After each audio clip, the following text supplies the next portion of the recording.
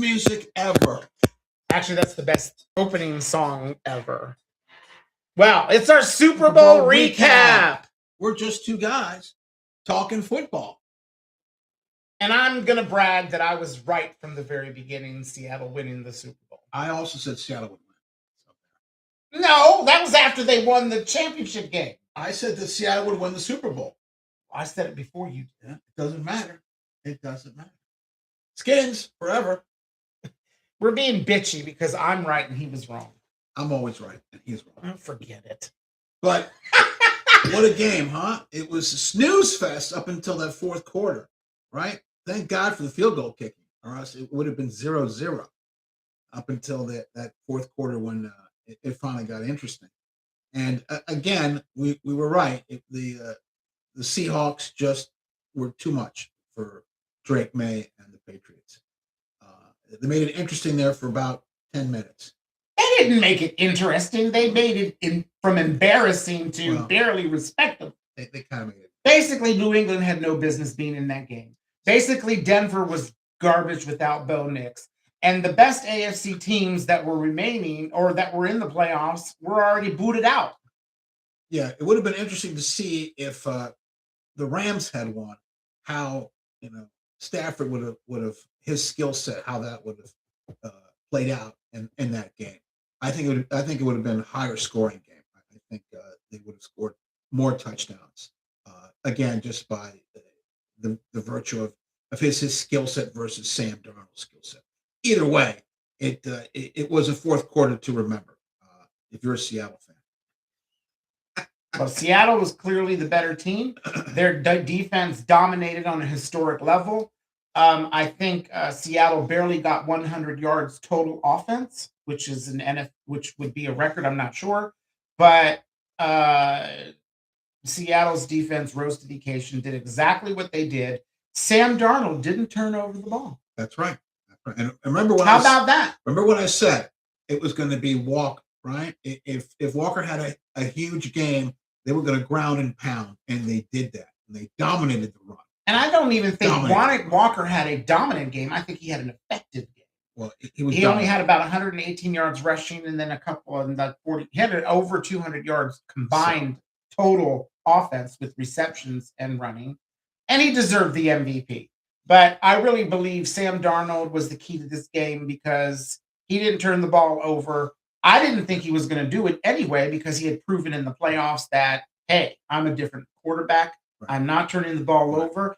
And what I really was impressed with this game early on was both defenses were exposing the other team's offense, meaning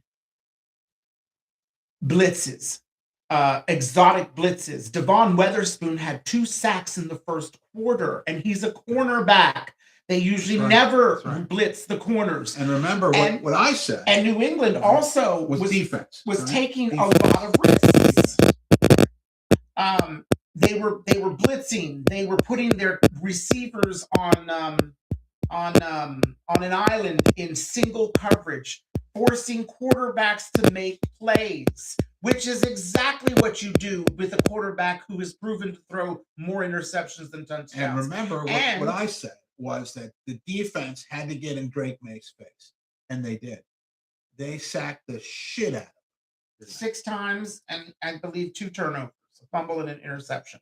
And that's exactly what was the difference in the game, which he said. I always felt that Seattle's defense was the best. And but the interesting thing is, I don't think New England will be back next year, and I don't think Seattle. Well, we'll see. It's hard to repeat. The one thing I do have to say is I knew Drake May's youth would come into play. All playoff long, that's how he was. I don't think he ever played the way he played in the regular season. And Houston gave him problems.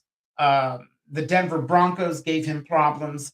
And the Seattle Seahawks gave him problems. Arguably, the top 3 defenses in the NFL gave Drake May problems.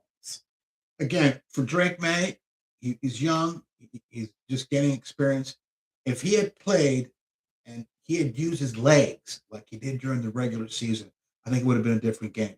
he didn't run that much, but when he did, he gained yardage. He But I made also first downs. I don't think Yeah. that had to do anything Yeah. with Drake May's running ability or their scheme.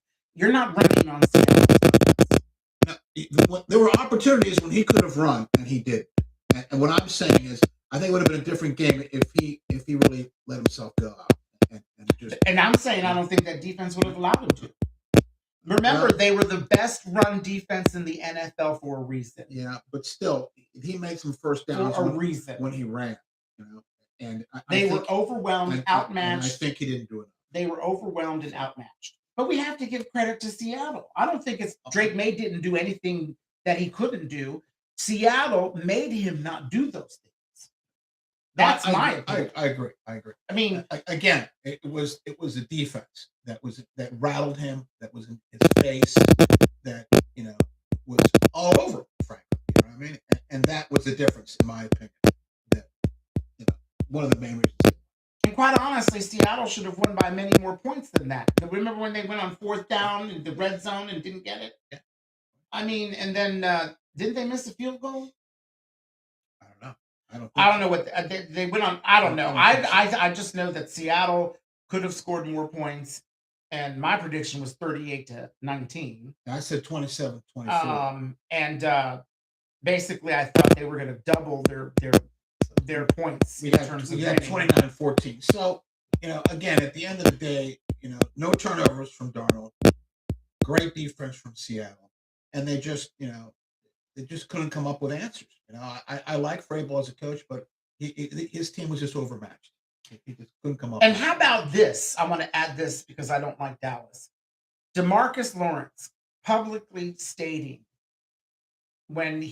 before the playoffs and throughout the season why he chose to sign with Seattle. And as the season progressed, his answers were more precise, and he would basically say he loves Dallas, but he signed in Seattle because he wasn't going to win a Super Bowl in Dallas. Dallas sucks. So it's interesting that he went and left Dallas to win the Super Bowl in Seattle, and he slapped them in the face by saying he loves Dallas, but he knew he wasn't going to win a chip there, so he left. And DeMarcus Lawrence was right. He got his Super Bowl championship, and not in Dallas. So I really like Seattle, and they did a great job this season. So congratulations to the Seattle Seahawks. Congrats to Seattle. Congrats to the New England Patriots. Congrats to the 12th man. As far as they went. Yeah, congrats to the 12th man. And we will be having more sports shows. We're talking basketball. We'll be talking whiny crybaby self got traded to the Crybaby. And to be honest with you, the Wizards, I think, are one of the most up-and-coming teams, and we'll get into that later. And it's exciting times in Washington because the Nationals are getting better. The Capitals are always title contenders. The Washington Redskins football team Commanders will be getting better. And now we have the Washington Wizards, who traded for Trae Young and Anthony Davis, both all-world NBA players, future Hall of Famer. So we now have a basketball team in Washington, and hopefully it'll be next year when this turnaround occurs. I don't think Trae Young and Anthony Davis are going to play much this year, which will allow Washington to still maintain a high draft pick. So anyway, all the way down the road. Until then, go Skins. Skins forever. And we'll be back with some more sports later in the year. See ya. Yeah, that one throws me off.